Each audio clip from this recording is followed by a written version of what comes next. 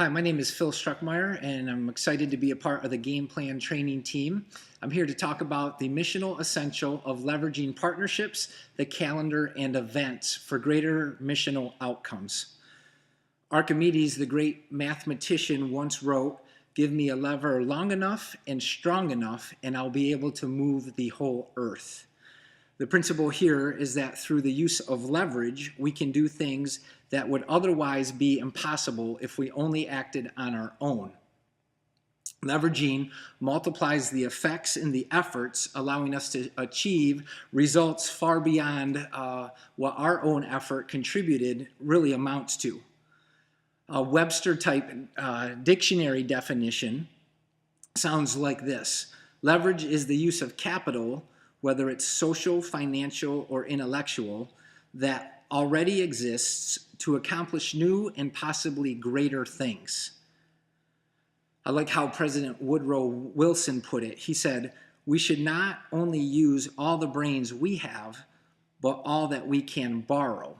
And I think that gets at the heart of this essential of how we want to be thinking as missional leaders in the world today. We want to think about everything that exists out there and how we can move towards it to express God's love, to bring the message of Christ, and to engage the culture and all the lives that we are really trying to reach.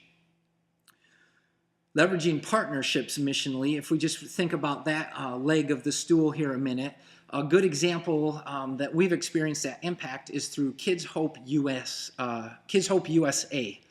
I first heard about this from a pastor in our district. His name is Kyle Brown. He's at Berkeley Hills Wesleyan Church, and his church got involved in adopting an elementary, which is something they wanted to do to just be a better presence and better serve the community that they were in, but didn't really have a format or a way to interact with the school well on their own. But Kyle discovered Kids Hope USA, which is an organization that likes to partner with churches, and it's all based on reaching at-risk kids through mentoring programs. This is the technical description of Kids Hope USA. Kids Hope USA is the catalyst for an expanding network of church-school partnerships. These partnerships take on the enormous challenge of kids at risk, one child, 1 hour, one church, and one school at a time, through the one-on-one mentoring relationships. And it's something that you have two separate organizations that have a similar need and a similar interest in mind, but then in working together, the effect and the difference that that ultimately makes is just multiplied exponentially. It's been amazing to see and hear the stories of Kids Hope USA as Impact has implemented that. Teachers are blessed. It's not just the kids. The parents of the kids are blessed. The volunteers who are able to see a new way that they can serve with their gifts and within their schedules, they're incredibly blessed. And God has really done an amazing thing in our community. And I know we've had lots of ideas of just things that we could do on our own if we were to just act as the church. But through this partnership to missionally go and better reach our community, it's been amazing to come alongside Kids Hope USA and for them to come alongside us. So again, to leverage that is to think of, man, they're already doing what we want to do. How can we come alongside them, become a part of it, and see that need really get met in our community? Second thing is leveraging our calendars missionally. And I like to think of this leveraging the rhythms that people in the culture are already, kind of living by or are already following. And if mission and being missional is about going and being sent, it should really be about that engagement in lives. And there seems like in every community, in every context, whether it's city or urban or a rural area, that there are already annual rhythms. One overarching one that I've found to be effective is as simple as September 1st, January 1st, and June 1st. That maybe everyone else in the world already realized this, but it was after several years of ministry and living that really seeing, man, every September 1st, something's ending and something's beginning. The summer is ending, the school year is starting, and everybody gets into that kind of a vibe or that kind of a feel with their life and what's going on within it. January 1st, again, a calendar year is ending and a new one is beginning. in June is really the wrap up of most school years, and summer is starting.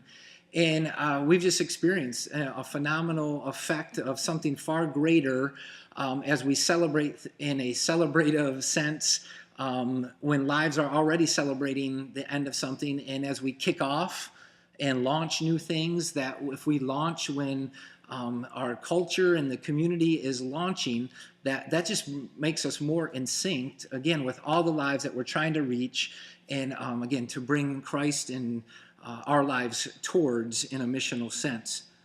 So leveraging partnerships, leveraging the calendar, and then lastly, leveraging events. How can we be more missional in how we do events as the church? There might be local, regional, or national levels, but it's really about finding out where people, again, already are and patterns that they already follow, that we can just come alongside and join them in the world and in their life they're leading, again, to bring Christ in the hope of his transformation into that. Community days, I think, are a common way of doing this. Every community or city has different festivals or things that they celebrate. I know of some communities that have Fork Fest. That was in Albion when I was a high school teacher. Riverwalk is what we celebrate here in Lowell every summer, and people just come out in the droves for that. Rib Fest was something in Kalamazoo, and most communities have that one. Concerts in the park are these times that, again, a whole community has already centered their lives, and somewhat leveraging means like the marketing and the resources that we get to use and don't have to use our own to see such events pulled off are just great opportunities. Things in pop culture, I think, are also fair game for leveraging. I think we've all seen the Super Bowl parties, but things like the Grammys and the Oscars or other seasonal kickoffs, March Madness is just around the corner. We're kind of in the thick of that, I think, right now. But are just ways, again, of thinking about the lives we want to reach. Where are they already living? How are they already leading their lives? And how can we go towards them to meet them where they're at?